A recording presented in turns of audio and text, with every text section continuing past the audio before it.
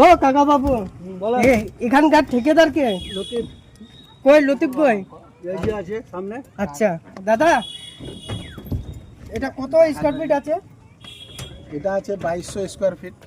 কতগুলো রোড লাগেছে?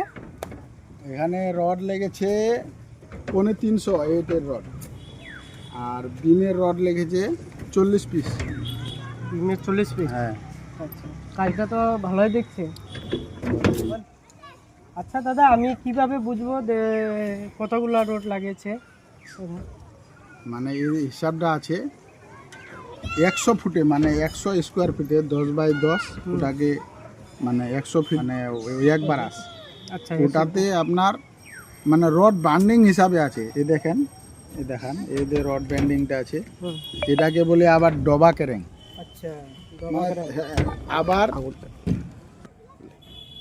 এটা আবার কেন এটা কেরেং উঠছে। আচ্ছা, এটা কি ডোবা করে? হ্যাঁ, এটা ডোবা কেরেং, চারদিকে আছে এই ডোবা কেরেং। এই ডোবা কেরেং, হ্যাঁ, আর যদি কোনা কেরেং থাকে, হুম। এই কোনাটা চলে যাবে কোনায়, হুম, আবার এইদিকে চলে যাবে কেরেংটা উঠতে উঠতে। হুম, তো এটা যেটা দিয়েছি আমি ডোবা কেরেং, হুম।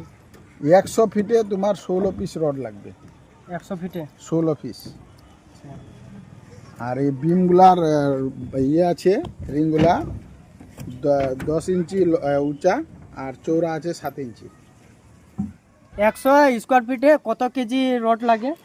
মানে পিস হিসাবে আছে। যদি মানে 8-এর রড লাগান, সম্পূর্ণ ছাদে 8-এর রড, আর বিমে 12 রড দিলে আলাদা হবে, আবার 16 রড যদি দেন ওটাও আলাদা হবে। তো 16-12 দেন, ওটাও আলাদা হবে।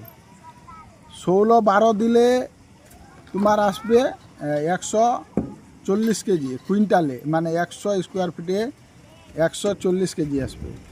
আর যদি 12 রড দেন তো 1 কুইন্টাল 20 কেজি।